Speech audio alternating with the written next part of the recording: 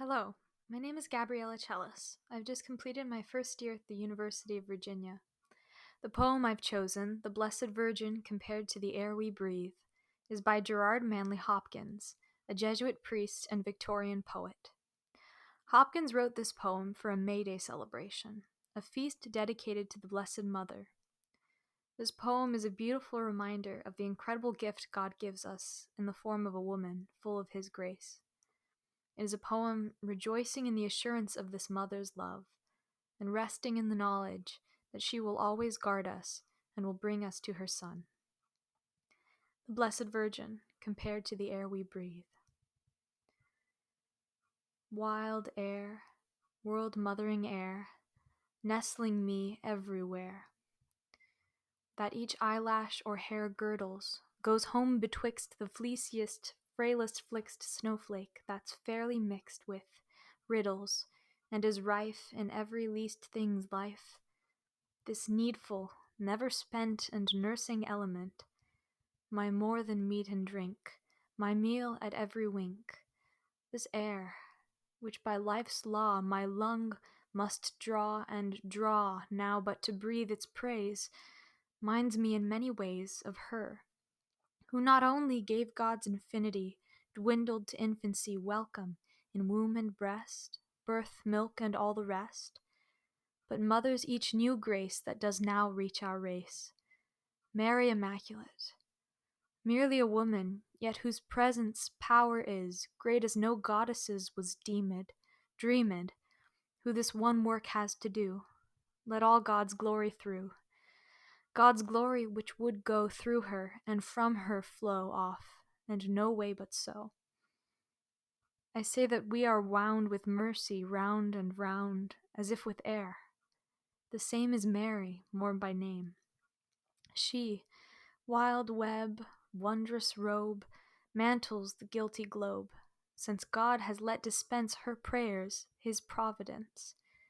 Nay, more than almoner, the sweet alm's self is her, and men are meant to share her life, as life does air.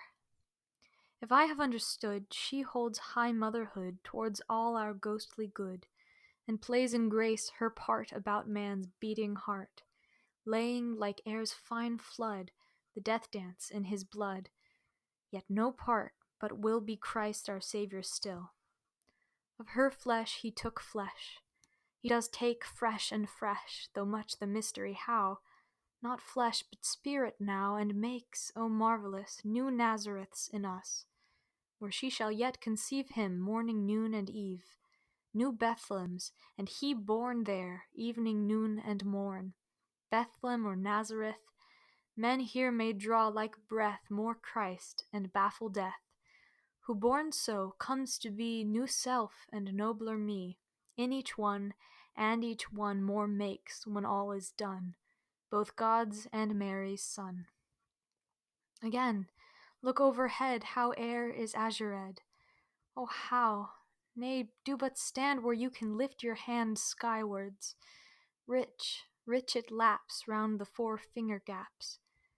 Yet such a sapphire shot, charged, steeped sky will not stain light.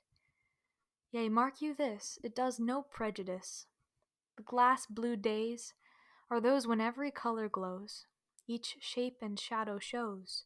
Blue be it, this blue heaven, the 7 or 7 times 7-hued sunbeam will transmit perfect, not alter it. Or if there does some soft, on things aloof, aloft, bloom breathe, that one breath more earth is the fairer for. Whereas did air not make this bath of blue, and slake his fire, the sun would shake, a blear and blinding ball with blackness bound, and all the thick stars round him roll, flashing like flecks of coal, quartz fret, or sparks of salt, in grimy vasty vault. So God was God of old. A mother came to mold those limbs like ours, which are what must make our day star much dearer to mankind, whose glory bare would blind or less would win man's mind. Through her we may see him made sweeter, not made dim, and her hand leaves his light sifted to suit our sight. Be thou then, O thou dear mother, my atmosphere, my happier world, wherein to wend and meet no sin. Above me, round me lie, fronting my froward eye, with sweet and scarless sky. Stir in my ears, speak there of God's love, O live air, of patience, penance, prayer, world-mothering air, air wild, wound with thee, in thee isled, fold home, fast fold thy child.